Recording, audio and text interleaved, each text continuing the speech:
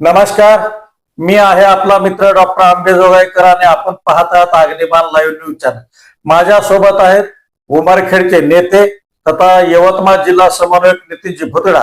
आणि गावात चाललेल्या चर्चाबद्दल मी त्यांना खुलासा विचारणार आहे की उमरखेड ते पुसळ रोड, ज्या रोड चांगला पक्का रोड होता, सिमेंट काँक्रीटचा रोड होता, तो रोड उकरून त्या ठिकाणी निवडणुकीच्या तोंडावर ते सिमेंट काँक्रीटचा रोड बनवत आहेत असा गावामध्ये आरोप आहे. इतक्या दिवस त्यांनी काय केलं आणि आता निवडणुकीच्या तोंडावर तो रोड का तुम्ही उकारला आणि काम चालू केलंय? तुमच्यावर आरोप होत आहे की निवडणुकीच्या तोंडावर तुम्ही मुद्दाम काम काढलेलं आहे. याबद्दल तुमचं काय मत आहे? मुळात अशा गोष्टी ह्या हास्यास्पद आहे. जो रस्ता त्या ठिकाणी मंजूर आहे आणि संबंधित कंपनीने या कामाला सुरुवात केलेली आहे, काही पोफाळी भागामध्ये कामाला सुरुवात केली आहे, काही हरदडा भागामध्ये कामाला सुरुवात केली आहे आणि सदर कंपनीनं या रस्त्यात महाराष्ट्रात हा पहिला प्रयोग, ज्या मशिनरीद्वारे हा रस्ता त्या ठिकाणी बनवला जात आहे, महाराष्ट्रात हा पहिला प्रयोग आहे. ही टेक्नॉलॉजी ही पूर्ण USA ची टेक्नॉलॉजी आहे, ज्याच्यामध्ये जो एक्झिस्टिंग रस्ता आहे त्या रस्त्यावरतीच त्या ठिकाणी नवीन टेक्नॉलॉजीनं हा रस्ता त्या ठिकाणी निर्माण होत आहे. ही मशीन पूर्णतः ऑटोमॅटिक आहे. जेवढं पाणी त्या सिमेंटला लागते तेवढंच पाणी घेते, जेवढी गिट्टी लागते तेवढीच गिट्टी घेते आणि जेवढं सिमेंट लागते तेवढंच सिमेंट त्या मशीनमध्ये घेतल्या जाते. आणि साधारणतः 22 कोटी रुपयाची ही मशीन आहे, ज्या मशीनच्या माध्यमातून हा रस्ता त्या ठिकाणी बनवला जात आहे. मुळामध्ये एखादा रस्ता बनवत असताना तो रस्ता खोदकाम करून बनवल्यासाठी याच्यासाठी जात होता की त्याची स्ट्रेंथ तेवढी मजबूत यावी. परंतु यामध्ये ही टेक्नॉलॉजीच अशी आहे की ज्याच्यामध्ये आपण त्या रस्त्याच्या बाजूला काम चालू असताना जर उभं राहिलं, जे रोलर त्या ठिकाणी चालते, जे व्हायब्रेटर चालते, तर माणूस उभा असलेला सुद्धा त्या ठिकाणी हालतो. इतके हायटेक ही मशिनरी आहे आणि त्यामुळं पूर्ण रस्ता हा अतिशय मजबूत होणार आहे.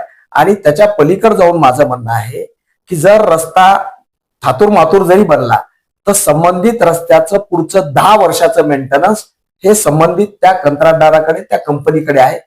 आणि त्यामुळे पुढचे 10 वर्ष रस्त्याला काही होणार नाही याची परिपूर्ण काळजी घेण्याची जबाबदारी सुद्धा संबंधित कंत्राटदाराची आहे. त्यामुळं आणि जर निवडणुकीच्या तोंडावर बनत आहे तर चांगला आहे ना, आपल्या शहराचा विकास होत आहे, त्याच्यामध्ये पोट दुखायचं काय कारण आहे? निवडणुकीच्या तोंडावर का बनत आहे? संबंधित कंत्राटदाराची रिस्पॉन्सिबिलिटी आहे, कधी काम चालू करायचं, का नाही. संबंधित कंत्राटदारांना हा महाराष्ट्रात पहिला प्रयोग केलाय.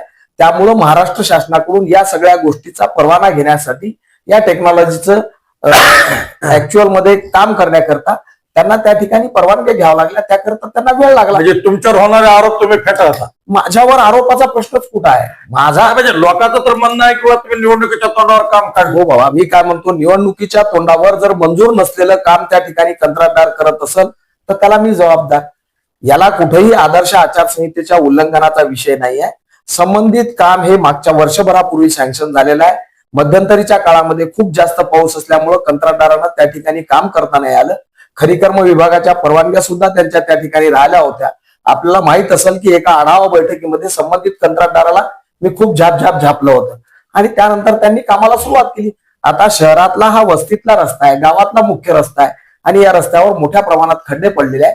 त्यामुळे हे खड्डे बुजवण्यात पैसा वेस्ट करण्यापेक्षा हा रस्ता आपण त्या ठिकाणी करून दिला पाहिजे. 1-1.5 किलोमीटरचा रस्ता आहे. या दृष्टीने त्यांनी शहरातलं काम जर चालू केलं असेल, उलट चांगली गोष्ट आहे ना. त्याच्यामध्ये विरोधकांना सुद्धा या गोष्टीचं भूषण असलं पाहिजे की माझ्या शहराचा रस्ता चांगला होता, त्याच्यामध्ये वाईट काय? मला काही समजतच नाही. बरं भाऊ, दुसरा एक, तुम्ही आता मध्ये फार व्यस्त आहात, तुम्ही आम्हाला सांग नाही, कारण सकाळी आलं तरी तुम्ही 8पर्यंत सापडत. एक न चालवता आणखी एक आहे की विधानसभेच्या निवडणुकीमध्ये कांबळेवर धनशक्ती विरुद्ध जनशक्ती अशा पद्धतीनं प्रचार केला होता. आता तुमच्या मिसेस म्हणजे नितीन भुतडा या नगराध्यक्ष पदाच्या उमेदवार म्हणून निवडणुकीला उभे आहेत, तर विरोधक तुमच्यावर सुद्धा धनशक्ती विरुद्ध जनशक्ती असा उपयोग करून किंवा प्रचार करत आहेत. याबद्दल तुमचं काय मत आहे? मी खुला आव्हान देतो.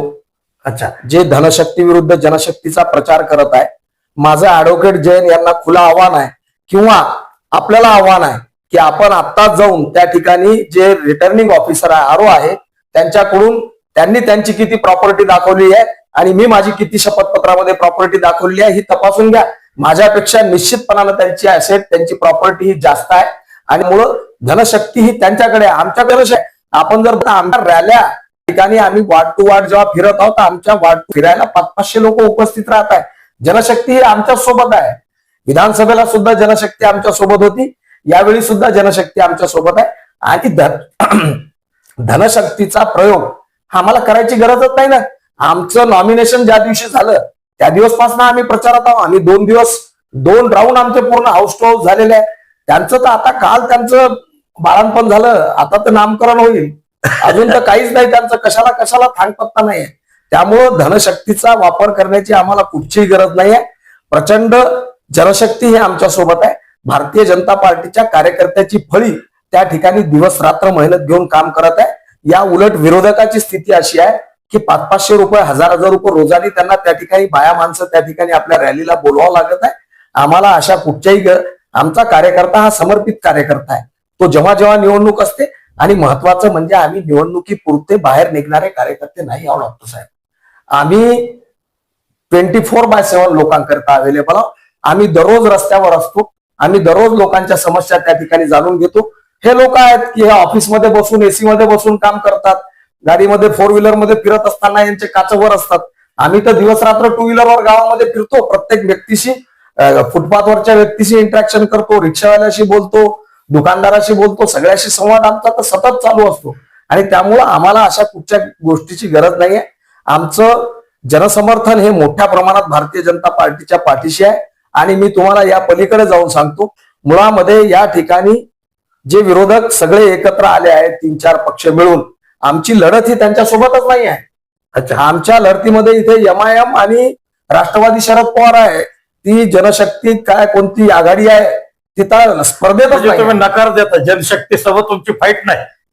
फाईट मध्ये नाहीच आहे, मी नाही, तुम्ही सर्वसामान्य लोक. लोकांचा एक आरोप असा आहे भाऊ की पतंगाची दुरी देतात असं मला त्याच्याबद्दल काय मत आहे? मला एक गोष्ट सांगा, दोरी देण्याचा आणि याचा काय संबंध? हे तर अशा पद्धतीचे आरोप तर आतापर्यंत चालतच आले आहे. मला एक गोष्ट समजत नाही की ज्या पक्षाचे मागच्या वेळी 8 नगरसेवक निवडून आले, हो बरोबर, याचाच अर्थ जनसमर्थन त्यांच्या सोबत होतं. बरोबर. एका समुदायाचं असंही म्हणू शकत नाही, कारण हिंदू समुदायाचे लोक सुद्धा त्यांच्याकडून त्यावेळी निवडून आले. आणि त्यामुळं अशा सगळ्या गोष्टी ह्या हास्यास्पद आहे. अशा पद्धतीचे नेरेटिव्ह पसरवणं, मुळामध्ये हा धंदाच त्यांचा आहे, खोटे नेरेटिव्ह पसरवणं. त्यांचा छत्रपती शिवाजी महाराजांच्या बाबतीत खोटा नेरेटिव्ह, कुठल्या एखाद्या पर्टिक्युलर व्यक्तीशी काही एखाद्या विषयावर वादविवाद झाला असेल त्याच्या बाबतीत खोटा नेरेटिव्ह, कोणी एखादं काय ते उपोषण केलं छत्रपती शिवाजी महाराजांच्या पुतळ्याचे पैसे द्या म्हणून, त्याच्या बाबतीत काहीतरी खोटा नेरेटिव्ह. त्यामुळं त्यांच्याकडे सत्य मांडण्याकरता काहीच नाही. त्यामुळं अशा पद्धतीचा खोटा नेरेटिव्ह पसरवणं हा मुळामध्ये त्यांचा धंदाच आहे. आणि मी तुम्हाला दाव्यानं सांगतो, मी हाऊस टू हाऊस त्या ठिकाणी जात आहोत, लोकांशी संवाद करत आहोत. मुळामध्ये त्यांचं जे काही पॅनलचं नाव आहे ते आमच्या सोबत स्पर्धेत नाहीच आहे. या ठिकाणी खरी लढत ही MIM आणि राष्ट्रवादी काँग्रेस शरद पवार याच्यामध्येच आणि भारतीय जनता पार्टी आमचीच लढत आहे. म्हणजे तुम्ही बिलकुल त्यांच्याशी लढत नाही, लढतीतच नाही. जनशक्ती बरोबर जनशक्ती ही लढतीत नाही आहे. मी तुम्हाला दाव्यानं सांगतो, जनशक्ती ही लढतीत नाही आहे. मी तुम्हाला दाव्यानं सांगतो, जनशक्तीचं खातंही उघडल की नाही याची गॅरंटी नाही. तर हे होते यवतमाळ जिल्हा समन्वयक आणि नगराध्यक्ष पदाचे उमेदवार नितीन भुतडा यांचे पती नितीनजी भुतडाजी. आणि त्यांच्यावर जे आरोप सध्या चालू आहेत त्याबद्दल काही प्रश्न आणि त्या प्रश्नाची उत्तरे आम्ही जाणून घेण्याचा प्रयत्न केला. आणि त्यांनी रोडच्या संदर्भात सुद्धा स्पष्ट भूमिका मांडली. त्याचबरोबर जनशक्ती पक्षासोबत आमची लढाई नसून MIM पक्षासोबत आहे.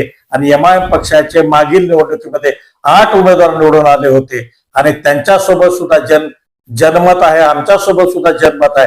अशा पद्धतीची त्यांनी प्रतिक्रिया दिलेली आहे. आणि स्पष्टपणे त्यांनी जनशक्ती बरोबर आमची लढाई नाही हे ह्या ठिकाणी स्पष्टपणे सांगितलेलं आहे. तर आता तुम्हाला काय वाटतंय या संदर्भात तुम्ही कॉमेंट करा आणि आम्हाला कळवा. तोपर्यंत आपण नव्या विषयासह पुन्हा भेटूया. तोपर्यंत नमस्कार.